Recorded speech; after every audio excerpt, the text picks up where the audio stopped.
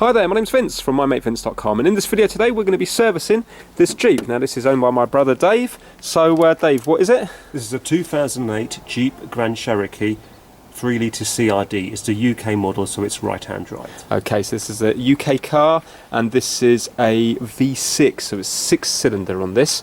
And we're going to be doing an oil change, and what else do you want to do? I also like to do the air filter and also the cabin filter. And the oil filters as well. That's right, okay, so yes. Cabin filter, that's the same as basically a pollen filter. So we're kind of just doing a basic service on it. Now, we'll stress that we're not mechanics, but we normally do the work on the cars ourselves, and normally it's straightforward, but we haven't done this particular one before because he's only had it a few months. Also, we're going to reset the service interval on the inside, but it seems to be a little bit different on this one here. It's really easy to do. There's no special combination of buttons to do. So yeah, that's it. Let's crack on with this. So first things first, we're going to pop the bonnet now. UK car, but yet this is on the left-hand side. So if you have a look here, that's it there. So now you just need to get your finger and you need to slide it just along there. You can hear it click, and then it opens up. And here we have the V6 Beast. Yes, this is a Mercedes-Benz unit, V6 3 litres. Right, okay. Common rail injection. Cool. Well, okay, so let's start by doing the getting the oil out of it. Now, what we're going to be doing here, hopefully, is we're going to be using an extractor, a sucker, basically, to suck the oil out of here. Rather than having to undo the sump drain plug at the bottom, we're hoping we can get it down here. Now, we haven't tried it before on this particular one. Some engines you can't get right the way to the bottom, but this holds a lot of oil. Is it 9.5 litres. So it's huge, 9.5 litres, and the extractor we've got I think is about 5.5, 6 litres. So we're going to try and extract some of it, and then we'll have to pour that away and then extract the rest, and then hopefully we will get the whole 9.5 litres out. But on some engines you can't get to the very bottom of the sump when you go via here. So if that's the case, then unfortunately we are going to have to get underneath the car and then undo the sump plug and then let it drain out that way. So here we have all the parts we're going to be using. So if you're interested, this is the cabin filter, and we paid £12.39 for that. Okay, this is the air filter, and we paid £8.25. This is the oil filter, and this cost £6.50. And basically the oil is over here. This is the one we're using. Obviously there's loads of different types you can use. The reason we're using this one is because if you have a look down here closely, you will see that it says Mercedes-Benz approved 229.5. There you go, and that's the oil that we need for this particular car. So that's everything, and obviously we've got two of them because they're 5 litres each. Now, to undo the, to get to the oil filter, we're going to be using this one here. And if you have a look very closely, it actually says, let that just focus in, 8414. And what that basically means is we have 14 flats. If you were to count every single flat, 1, 2, 3, 4, all the way around, you would have 14 of them. And 84 mil looks like it is from flat to flat. So if I just roughly go from there, flat to flat, you can see it's coming up as 84 mil. So that's going to make life easy because we just need to use that with the socket set that we've got over here. We're going to also test the brake fluid. Now, we're not going to be changing the brake fluid. A lot of manufacturers recommend that you do it every couple of years. But what we're going to be doing is we're just going to be testing it. And obviously, if it fails the test, then we will replace it. But if it passes the test, in our opinion, we don't really think that you have to do it. I know the manufacturers know best, but the driving that gets done in this Jeep, you know, it's not like heavy braking from 100 miles an hour down to nothing, so it should be fine. Got a socket set over there, we've got a bowl to catch the oil and a funnel, and this is the extractor, which will hopefully make life easy. So we're going to have tubes coming out of here into the dipstick funnel, and then we just pump it out, and it's just going to suck all the oil into here. So let's get started. We'll take the dipstick out.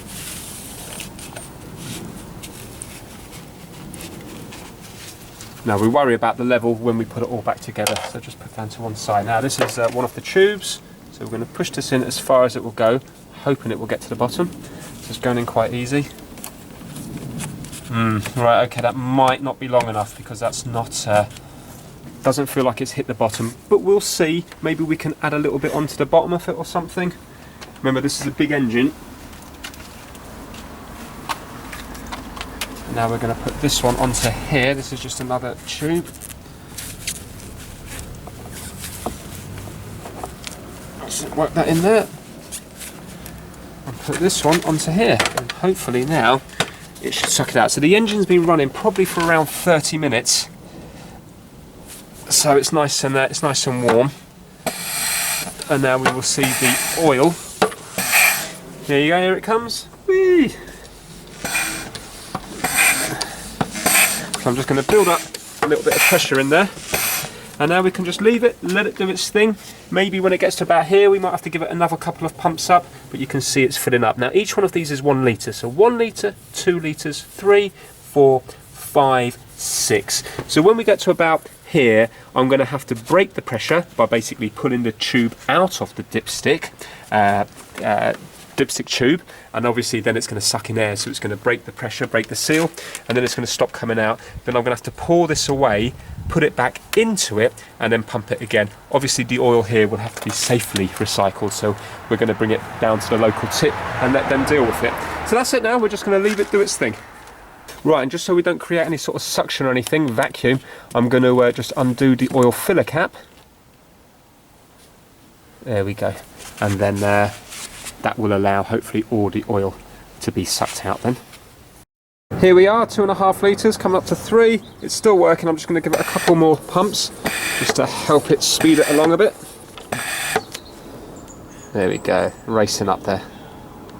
Right, we're now up to 5 litres. 1, 2, 3, 4, 5. So I'll probably give it 1 more litre and then stop it, and then we can start on the next one. If you have a look now, we're nearly at the 6 litres, so we're going to take it out now to break. You'll probably hear it suck when I take it out. Ready?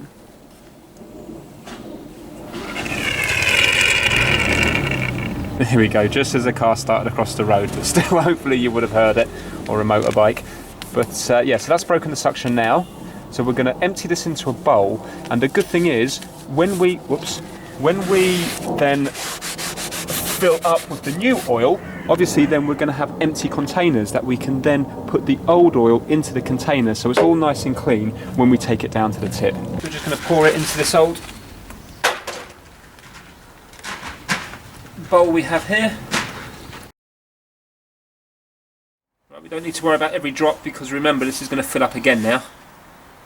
But obviously if you were using a smaller engine car, then you could just leave this upside down, balance it against something so it all drains out, so it's nice and clean for the next time when you use it. Right, let's try to get the rest of it out. Right, now you remember I was a bit worried because I couldn't feel it hitting the bottom of the sump because unfortunately it's a big engine and these pipes are not actually that long. Well, luckily I found a longer one, so I'm going to use this instead. So what I'm going to do is I'm going to take the rubber bung off this smaller pipe here. Looks like it's got a bit of metal on the inside to maybe stop it from kinking. And I'm going to use this one here. I'm going to use the bad ends because it's not a perfect cut here. I'm going to put this into this side here, and then hopefully with this long pipe this will get right to the bottom. And it's nice and thin, but yet it still feels like it's going to make a seal there. Now let's put this into the bottom, and hopefully this will hit the bottom of the sump, and then we'll be able to get hopefully every drop of oil out. Now let's see if this now hits the bottom. There we go. Listen. Oh, no, hold on. There. I'm pretty sure that's the bottom, and now I reckon it's just coiling round. I think I'm going to leave it at that there, because I'm pretty sure that's where it's hitting the bottom. Now when I do it more, I think it's probably curling round on itself. So I'm going to leave it there. I mean, we're going to know if we're getting 9.5 or, you know, like 9 to 10 litres out. Remember, it might be slightly overfilled or slightly underfilled. Then we can be quite confident that we've got all the oil out. Okay, so we've joined on the long cable onto the bigger cable, and now we'll just pump it up again.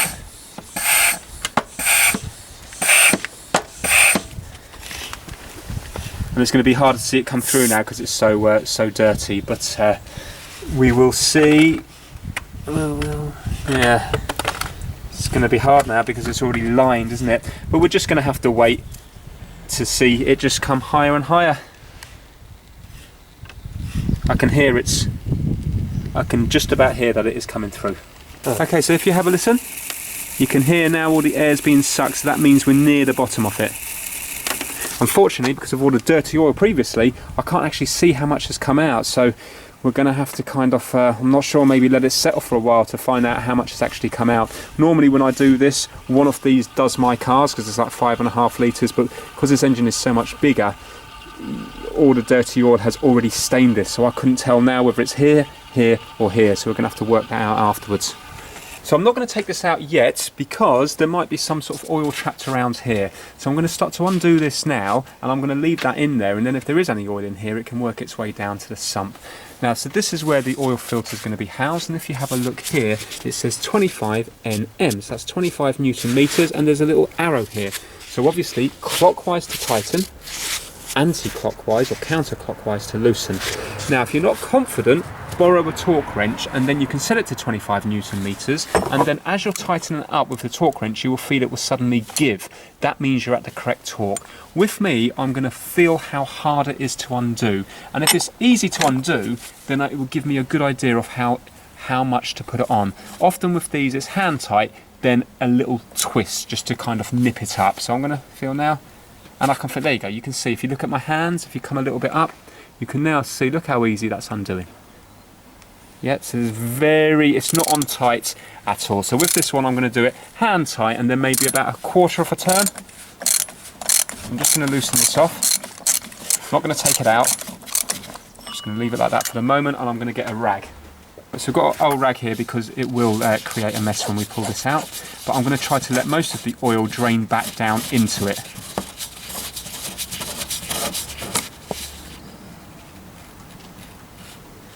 Right, okay, so it looks like the filters stay in there.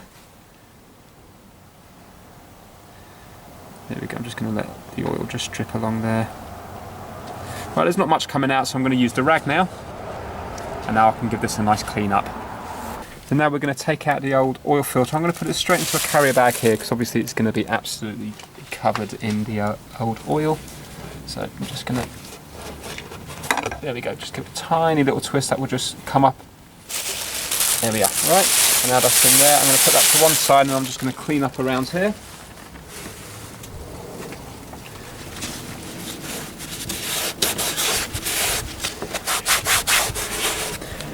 Well, I mean, it all looks clean enough. The oil's obviously dirty, but I can't see any shards of anything in there, so personally I'm not going to clean the inside of that. Should all be fine. So now we have to get this new oil filter, and we have to put it onto the old cap using the rubber washers and stuff. So let me show you that now. And now that the oil filter's out, I'm just going to keep pumping it, and you can hear it's sucking oil and air at the same time. So I just want to make sure we get as much out as possible. Right, so we need to take off 2 O-rings. We've got a little one just here, and we've got a big one just here. Now you need to make a note of where it is. Can you see it's in this big groove? So let's take this one off now, because this one's really obvious where it goes. In fact, both of these are really obvious. Some cars now, it can be, you have to kind of write it down on a bit of paper because the grooves look very similar. I'm just using a little screwdriver just to ease it off.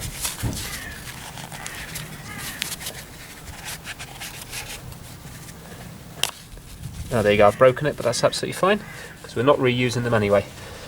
Now we've got a new oil filter here, and we have the little O-ring kit.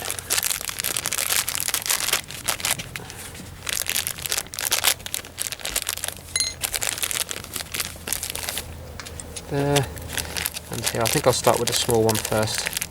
I'm going to try to do it with the gloves on, but I might have to take them off. There you go, went on really easy, and if you want you can just smear a little bit of oil on it. And I'm going to do the same with the big one now. Put it on there, and just stretch it round. There, okay, feels a little bit loose, but I'm sure it will all go into place all right. Right, I'm happy with that. Now this one here, I'm just going to put it on. It doesn't look like there's a way it goes round, it looks the same both ways. I'm just going to put it on there so we can see the markings on it and push it fully home. That's now ready to be screwed back in. Now before we put the oil filter back in, I did actually forget this bit. A lot of the forums recommend that rather than putting all the 9.5 litres in through the oil filler cap, a lot of people seem to put half and half. So they put half in here and half in here. Maybe it's because it's a big engine that it needs to be kind of more spread out a bit. Otherwise, maybe the engine's too dry to begin with to get enough oil up to here. Maybe it lessens the risk of damage. But if that's what people recommend, it's not a problem. It's still all going into the engine, so that's exactly what we're going to do. So I'm not going to put the oil filler cap back on. I'm going to give this a few more sucks here just to make sure that all the oil is definitely out. And then we're going to put half in here, so maybe do 4.5 litres in here and the 5 litres in here. And then I'll put the oil filler cap on after that. Right, so we're going to take this out now. I've been pumping it, and it still sounds like bits of oil are getting sucked up, but that's probably just the drops in the pipe, so I'm happy to go with this now.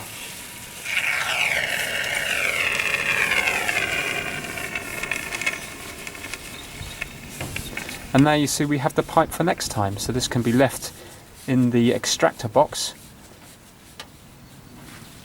and it can always be used on this Jeep. There we go. Right, happy with that. Not a huge amount of mess. So what we now have to do is try and gauge how much oil came out to see if we've got roughly between 9 litres or 9.5 or 10 litres. Right, so now I'm looking in here and I can see when I shine a torch in that the level is, let me just get my finger, you see my finger, right, the level is around about here, which is this ridge here. So it looks like the oil is filled up to this level. So we've got 1, 2, 3, 4, 5. Now it might not be exactly because there's a kind of little cap that seems to sit on the oil, but it looks near enough to be there. So that 5 litres came out just now, 2, 3, 4, 5, and before you can see it came all the way out to here because you can see the dirty oil mark. So actually this had 10. Looks to be 10.75, or at least 10.5, because I don't know exactly how high it is now. So I would have said that this was overfilled. And Dave, you do reckon that before, when you looked at the dipstick, that it was it just about midway on this red thing? Yes, it was covering half of that red top. Yeah, and it should be. This is the max and this is the min, so I'm thinking it should be around the middle of here. So if it was up to there, that kind of corresponds. So I'm pretty confident now that we definitely have got all the oil out of this. And we know just from looking at the specifications that it should have 9.5 litres going into it. So that's exactly what we're going to put in, and then we'll have a look at the dipstick. Obviously, if for some reason it's right the way down here, maybe we will have to add a little bit more, but hopefully 9.5 litres will be halfway on this. Right, so we've got a funnel. We're going to start on the oil filter side. I'm just going to be putting it into that hole at the bottom there. And I'm just going to pour. It's all going to end up in the same place. I think I'll probably put about 4 and a bit litres in here, so I'm just going to leave a little bit. Remember, we have measurements on the side of here. So you've got 4,000, 3,000, 2,000, 1,000. So I'm probably going to stop when it's about halfway here.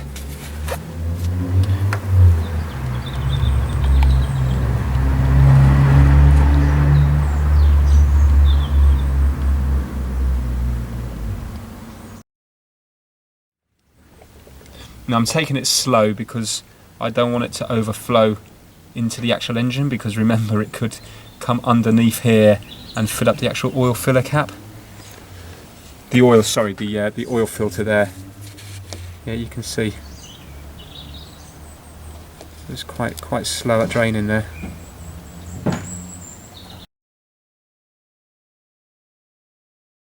Let's see how much we've put in. We've put in not much, just about 1.3 litres into there. I think we'll leave it at that, Dave, because it's draining very slow. Yeah, I think we'll stick with the proper oil filler cap. We've put a bit in there now, so there's going to be all running around there anyway. Right, let's bring this over to here. Now we should find it goes in a lot quicker here.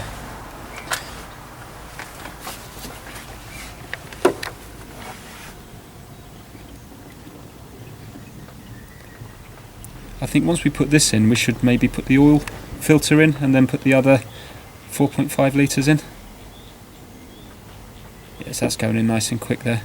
Nothing's happening over the oil filter side, is it, David? Is it still draining down? Yeah, it's just draining very slowly.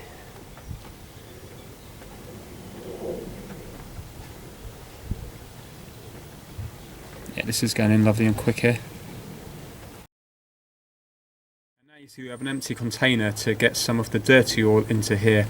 Unfortunately, it's a shame that the engine doesn't take 10 litres, then we'd have 2 empty containers. But as it is, we're going to have half a litre left in one, so maybe we'll have to pour that into another container. It's just that when you've got these clean ones, it makes it so easy to get rid of the old oil without dirtying up your car. Right, there we go. You can see that that's all out now. So that's 5 litres in the engine. Let's put on the oil filter now. So now let's pop this oil filler cap in. Okay, so that's down there. Now when I screw it up, obviously I'm going clockwise, and I don't want to cross thread it as I put it in there.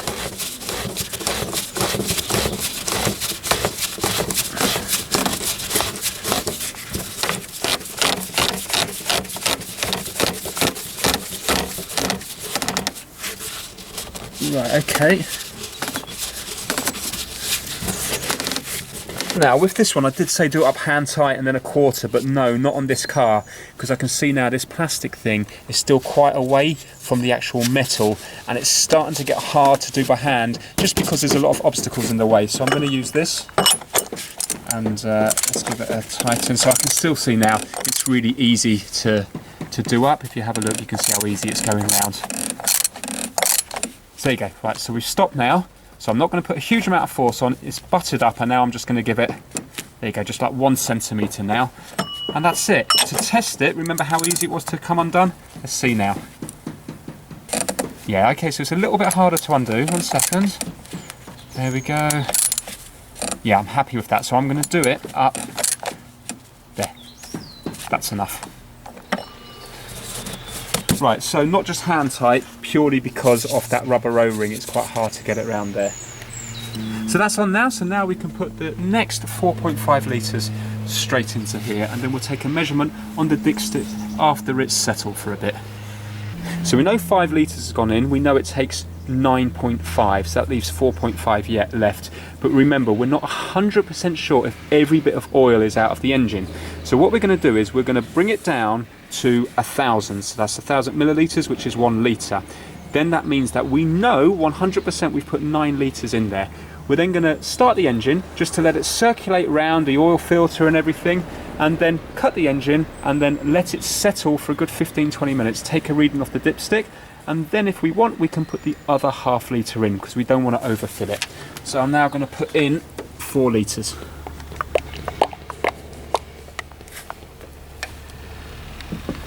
Sometimes if you put these on their side, they seem to pour out easier.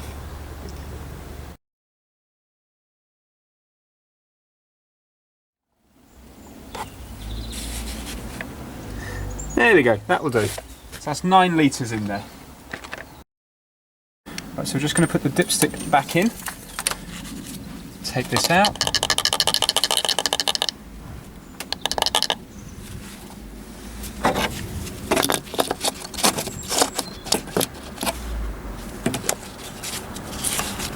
Actually put it the other way around, make it all nice and neat. There we go. Right, so that's on. So obviously we haven't changed the cabin filter or the air filter yet, but let's start up the engine, let it circulate round, and then we can get a reading off this. Right, so we're going to fire it up now, and we're just going to leave it run for a few minutes, and then we can cut it off, change the air filter, look at the pollen filter, and then worry about the dipstick after that. So now while we're waiting for all that oil to go back down to the sump, because obviously this is going to give us a wrong reading until it all gets back to the sump, we're going to concentrate on the air filter, which is located here. So it's on the left hand side.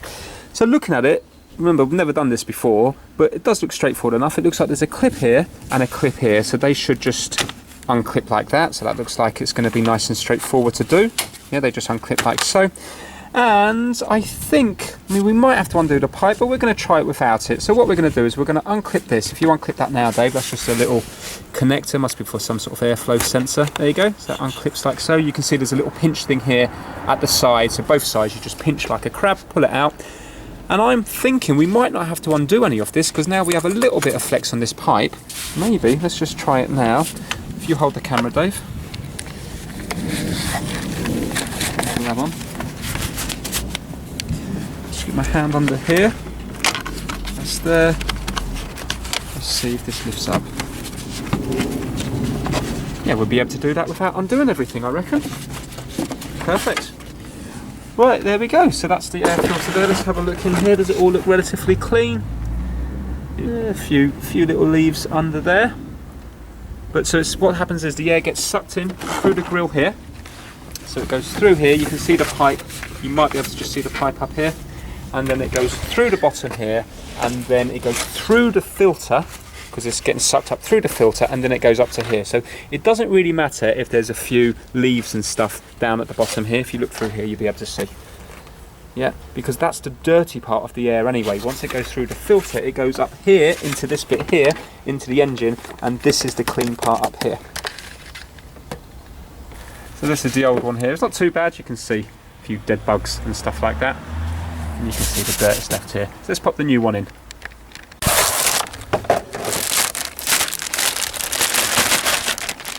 Again, it doesn't look like there's a correct orientation, apart from obviously the pink seal has to go up top like that. But it doesn't matter whether it's that way round or that way round.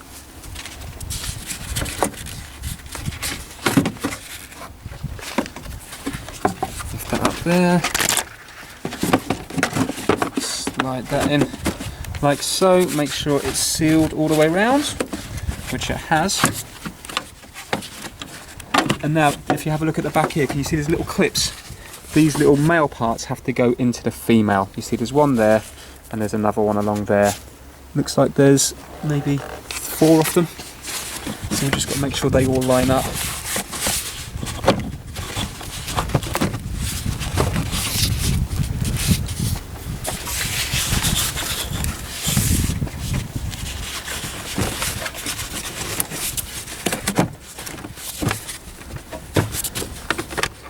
Right, and now we get the clips onto there and down, clip onto here and down. Right, that looks like, yeah, it looks like it's all in position. It was confusing me because it looks uneven at the back, but this side here is actually thicker than this side here. So I was thinking it wasn't seated in properly, but it is seated in properly. And now we just have to put this little connector back in. Let's click things into place. So that is the air filter done. Now let's look into this cabin filter. Right, okay, so I believe the cabin filter goes on this side here. Remember, this is a UK car, so it's going to be on the passenger side. Now, we've had a look online, and a lot of people do it without taking off the windscreen wiper. So we're going to try. The instructions in the actual pollen filter says to take off the windscreen wiper, because obviously it's going to be much easier. But it would be, well, I say much easier, it's going to be much easier to do the job, but hopefully then without taking off the windscreen wiper we don't have to line it all up again. So that's what we're going to try and do. So let's remove this here. Let's get rid of this little rubber seal. Oh, it's all come off, but I can put that on again. And now let's see if I can get under here. See if I can get under here without taking it off. Right, it definitely would be easier if you took off the windscreen wiper. So it must be under this grill here. You can see there's like a plastic grill here. And just get a screwdriver and try to prise this off.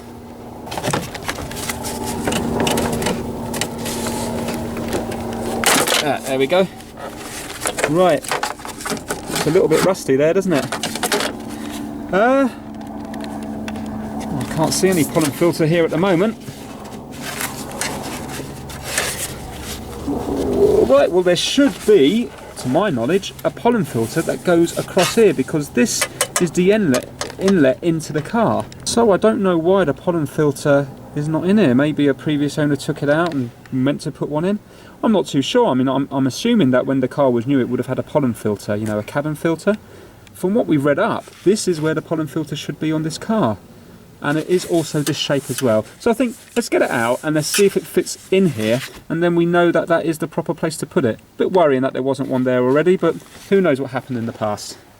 Right, okay, so as you can see, I've put it in here, but it doesn't fit. And there's a reason it doesn't fit. I thought that maybe the pollen filter had been taken out of this Jeep, but it hadn't. Apparently, These Jeeps do not have pollen filters. When they came out of the factory, they didn't have pollen filters, so this is standard. Now you can put a pollen filter in, this is a pollen filter for this Jeep, but you have to buy a special plastic part that fits into here that the pollen filter fits into. Hence the reason why this is just flapping around the place, because it hasn't got a home to go into. So what I'm going to do now is we're going to go online and see if you can buy these parts from, for example, eBay or something, just to see how much they are. But it makes sense now, this car didn't come with a pollen filter, and that's why this pollen filter in here is the wrong shape for it, because you need the special other part that this fits into. Let's have a quick look online and see how much they are. Okay, so we just had a quick look on eBay, and sure enough you can get them. They're not cheap though. This one's coming from America, $70, so about 55 UK pounds. But if you look here, what it is remember that cowl that I took off, that grille that looked a little bit rusty? Well, you do away with that and you completely replace it with this part. So it's interesting that they never had them from new, but this is what it is now, and this is the reason why it's not fitting properly, because you need to have this plastic unit that basically takes the place off that rusty grille you've seen. So it looks like we're going to have to order one of these up.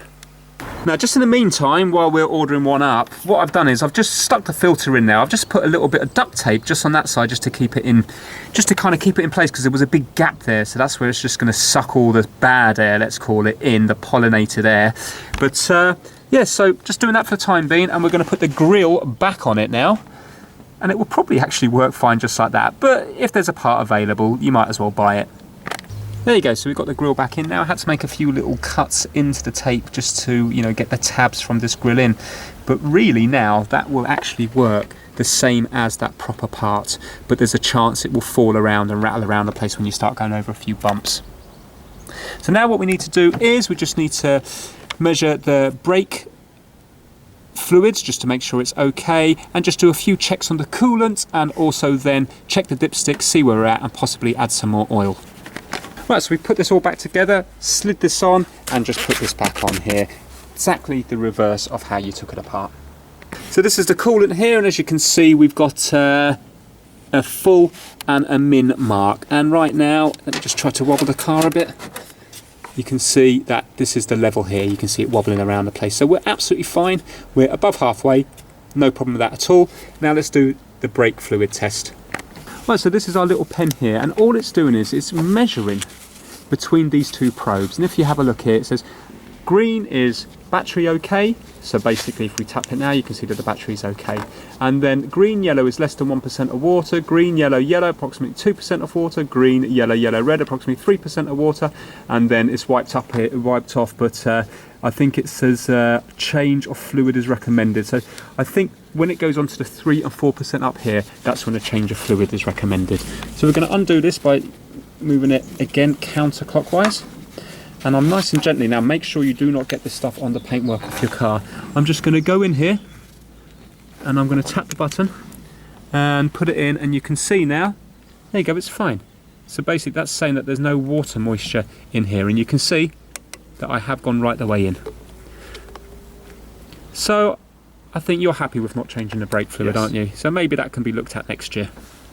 And now if you're wondering, I've just put a bit of water on here, and if you look now, can you see that the lights are going up when I've got the water on the cloth? So I know the test is definitely working okay. So now let's check the dipstick. So it's fully in there. The engine's been probably resting now for probably up on half an hour, because that pollen filter took so long to work out what was going on. Let's see what it is now. Okay, definitely low. So if you have a look here, can you see it's only about maybe 2 mil above the red? So I think we should definitely put at least another, we'll put a half a litre in, and that will bring it up to 9.5 litres, and hopefully that will go halfway on it. Let's put another half a litre in.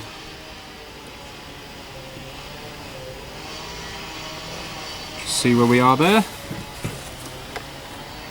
That's probably it, I'd say. Yeah, I would say that that's half a litre, so let's that just work through, and then we'll get another reading on the dipstick. Right, so while we're waiting for the oil to drain through that last little bit, I might as well plug in this little code reader, see if it comes up with anything. So this is basically one of those onboard diagnostic scanners, OBD. And in this car here, if you have a look, just in this model anyway, by the steering wheel just down here, you can see it here. So I'm going to put the keys in the ignition, turn the ignition on, but I'm not going to bother starting the engine. I'm then going to get this bit here, plug it into here and it will liven up here. Here we go. Now let's go to enter. Diagnostics, enter. Erase previously stored codes, yeah. Okay, it's found a code. Let's go down to read code. So enter. Stored codes. Right, well that is interesting. Glow plug control module control circuit open. And my brother did say that as of the last couple of weeks it's got harder to start, because this would always start straight away on there as soon as you turn the key. Now it's kind of cranking once or twice. So I need to Google what that code is. Not on this video, I'm just going to Google what that code is. And maybe one of the glow plugs have changed. This model is getting quite old now, this car, so maybe it does need the glow plugs. Or, I don't know, maybe control module. Maybe it's the thing that controls the glow plugs, which might be starting to fail. But that's interesting, so always worth, if you've got one of these testers, again, you can get them quite cheap off eBay. They do work on the majority of cars. Now, obviously, they're not as good as the proper equipment you get in the garages, because they can cost thousands of pounds. But it's kind of good for the sake of spending £30 or £40 getting one of these, and often it can pinpoint the problem. Not on all cars, not on all problems, but it's still a useful tool to have. Right, so let's see what it's reading now. Oh, I'm just going to give it a clean, put it back in.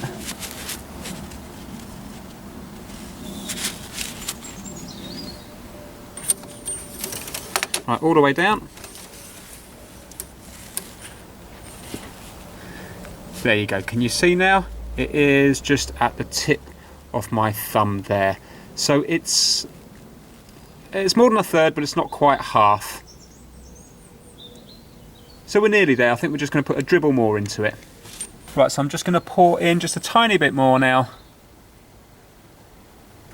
There we go. Now I'm happy with that.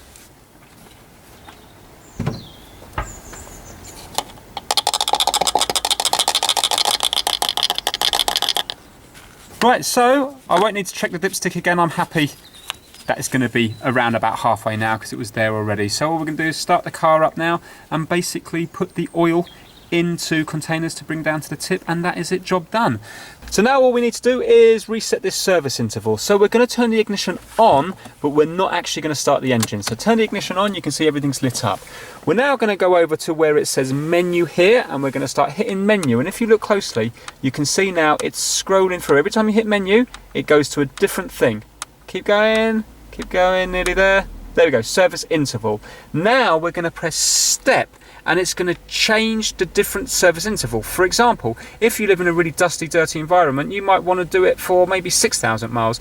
If it's motorway driving, you might want to do it for 12. We're going to set it to 10, which is going to be a mixture of kind of stop-start driving. So what we're going to do is we're going to keep pressing step, and as you can see now, it's scrolling through the different options. Off, 2,500, every time you press step, it changes. So let's bring it up to 10. There we go. Now we need to tap menu. So when we tap menu, you can see now it goes to service interval reset no. Now what we need to do is we need to hit step again, and it will change to yes. Okay, so step's just been pressed and it's changed to yes.